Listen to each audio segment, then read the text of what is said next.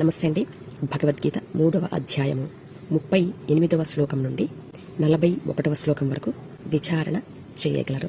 మానవుడి యొక్క నిర్మాణానికి కారణమైనటువంటి కామము ఏ మాదిరిగా దాని యొక్క స్థావరాలు ఏర్పరచుకుని మానవుడిలో ఉన్నటువంటి శుద్ధ చైతన్యమును అనగా జ్ఞానమును అనగా వాక్యమును లేదా ఈశ్వరుడిని ఏ మాదిరిగా నాశనము చేస్తుందో ఇత్యాది విషయాలను గురించి తెలపడం జరిగింది.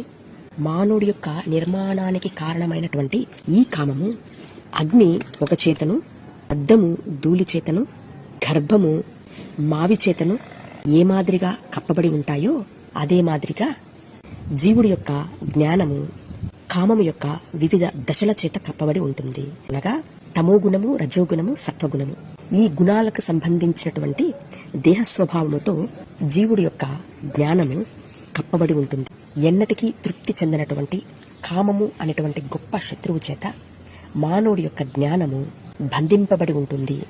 కనుక అర్జున, ఇంద్రియములు, బుద్ధి, మనస్సులను స్థావరము చేసుకుని అనగా మానవుడి యొక్క రక్తములోనే ఈ కామము కలిసిపోయి ఉండగా ఈ కామము అనేటువంటి శత్రువును నాశనము చేయకపోతే ఈ కామము ఆత్మానుభూతిని కలుగచేసేటువంటి జ్ఞానమును నాశనము చేస్తుంది. కాబట్టి మొట్టమొదట ఈ కామమును నశింపచేయాలి నాయనా అని ఆత్మవశుడైనటువంటి శ్రీకృష్ణుడు వేదము యొక్క ఫలము అయినటువంటి ఉపనిషత్తును అర్జునుడికి అనగా లోక విషయంలో నశించినటువంటి శరణార్థులకు బోధిస్తుండగా, అయ్యా పండిత పీఠాధిపతులారా, జ్ఞానులారా, యోగులారా, ఏ అవతార పురుషుడు మానవుడిలోనే ఉన్నటువంటి మానవుడికి ప్రధాన శత్రువయ్యున్నటువంటి కామము అనేటువంటి దుష్టుడిని నాశనము చేయుటకు వచ్చినాడు.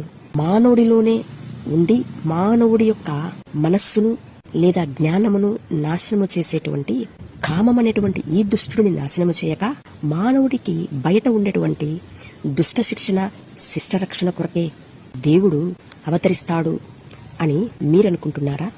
మానవుడి యొక్క దేహ నిర్మాణానికి కారణమైనటువంటి ఈ కామమును శిలువ యజ్ఞము ద్వారా మొదటగా బంధించి కామముకు నిర్ణయించినటువంటి మృత్యువుకు మృత్యువై మృతులలో నుండి మహిమకు పునరుద్ధానమైనటువంటి ఆది సంభూతుడు నజరేయుడైనటువంటి యేసుక్రీస్తు అని సర్వధర్మాన్ని పరిత్యజించి సంపూర్ణ శరణాగతి కోరినటువంటి శరణార్థులము అనుభవపూర్వకముగా క్రీస్తును ప్రకటిస్తుండగా, అయా భరత శ్రేష్ఠులారా, ఏ అవతారములో దేవుడి ఆలోచన అయినటువంటి ఇట్టి కార్యము నెరవేర్చబడిందో తెలుపగలరా?